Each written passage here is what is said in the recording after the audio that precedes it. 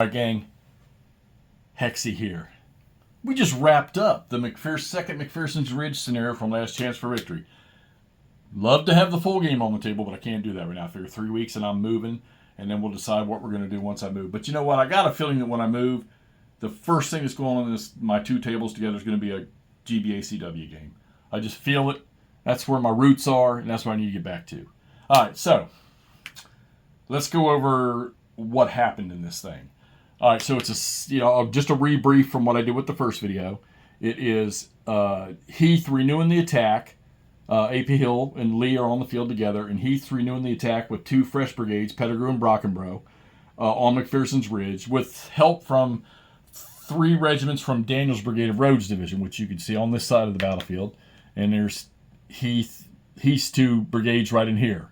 Now, Brockenbrough is a 0 rated unit, so you got to roll to get him movement. Hell, I had, I think, 3 where he didn't even move, and then finally on the last one, he moved half a turn. Or was able to move half. All right, and then I think I had 1, yeah. So it's either they move nothing, they move half, or they get their full movement. He never got a full movement. So he just now, in this last turn, was able to get up to McPherson's Ridge, but he didn't do anything.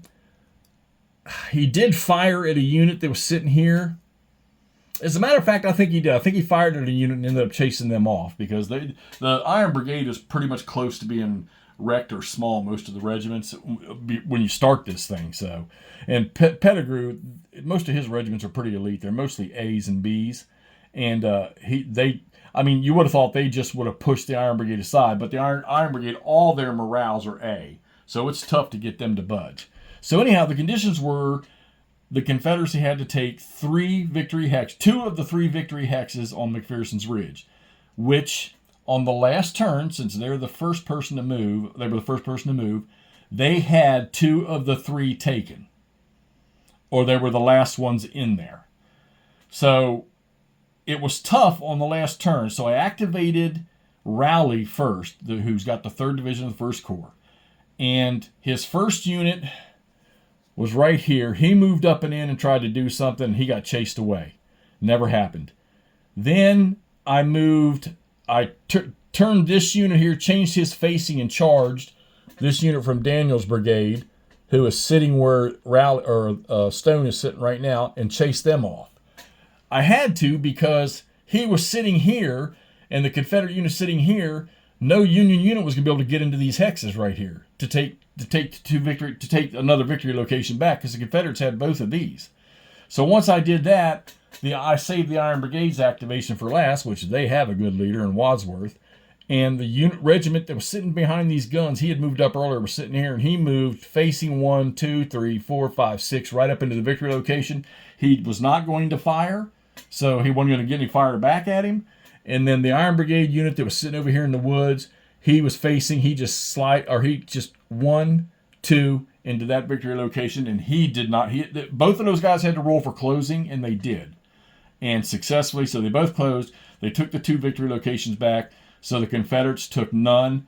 However, in the grand scheme of things, if I were George Gordon Meade, or if I were John Reynolds, or if I were Oliver Otis Howard or Hancock, who's ever on the field, Doubleday over here with the 1st Corps, I'd be pulling off and start heading back. I'd already be on my way back here to Seminary Ridge, okay?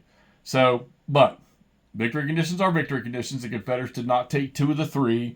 So the Iron Brigade and Rowley's 3rd Division, 2 brigades from Rowley's 3rd Division, did their duty. The cannons, yeah, I got a couple hits, but I didn't get much artillery fire in this game. Mostly with the Confederates, because their regiments are right up here on top of the McPherson's Ridge against the Union forces. So you don't want to take that step loss by shooting over top of one of your units, which I still need to read thoroughly through the artillery rules. They didn't seem... I might have just read through too fast, but for some reason they didn't seem sufficient enough, so I'm going to read them again to see what I missed. All right, another little thing I was just discussing with the wardrobe here a second ago, and I'm gonna spell this one out. Hopefully y'all can see this, and somebody can tell me if this is even right or wrong. So you can lateral sidestep movement, and it's still 1. Okay, you change facing, it's 1. You can change all the way around, and it's still only 1 movement point. So I had a Confederate unit sitting in these woods.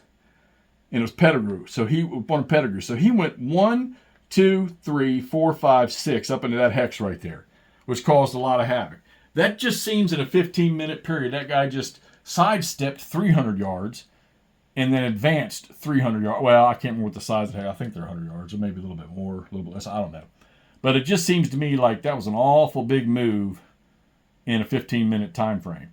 And that was 600 men that were making that move in a line formation. So if I did that right, okay, good for me. I executed the move right. But it just doesn't seem like that they would have been able to do that. Who am I? I didn't have to do it. So maybe that's just the way it is. Maybe it's just because of the simplification of movement and terrain cost to move in this game. That's why that was allowed to happen. Or was I doing something wrong? So if anybody caught that, look through your rules. Tell me, hey, no, Hex, I think you might have got that wrong. Not that it mattered because the Union won this thing anyhow. Command in this game, morale checks.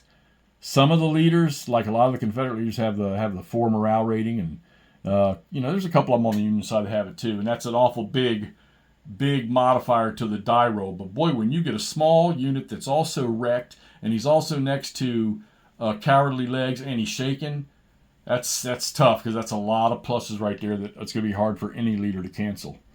All right, last chance for victory. MMP, the gamers.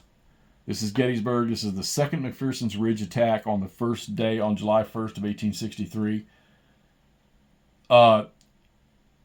Maybe we'll do a video on comparing this to GBACW. But the plain and simple truth of it is GBACW provides way more detail. This game here gives you a little more fluid play, let's say.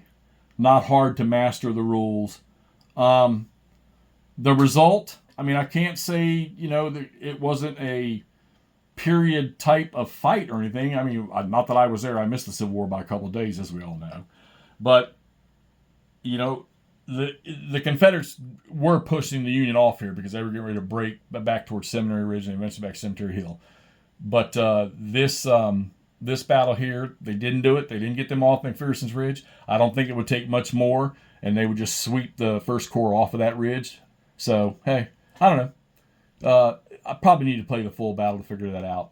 I remember watching somebody else play this thing, and they had the Union, the Confederate lines completely flipped when it came to the Cemetery Hill, Culpsville area. And I'm like, how in the hell did that happen? But I guess, I don't know. I have to play the whole game to figure that out. But anyhow, last chance for victory. Good little fight. Fairly smooth play. Didn't get much use out of the artillery. Probably just this scenario that causes that. Questions about the movement stuff. I say, people, you want to give me a brief or maybe walk me through the way they have the movement train cost set up on this. Let me know, if I'm missing something or not.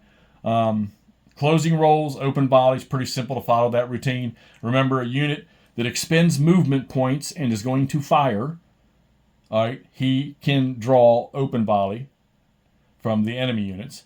A unit that is charging is going to draw open volley from the units he's charging. Or if the unit that's being charged or closed on is not facing the unit that's charging them or shooting at them, another unit that is within range can do the open volley. Always keep that in mind. It doesn't have to be the unit that the focus is on of the attacking unit.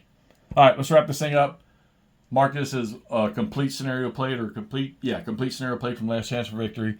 And we will talk to y'all soon with the next event. See you.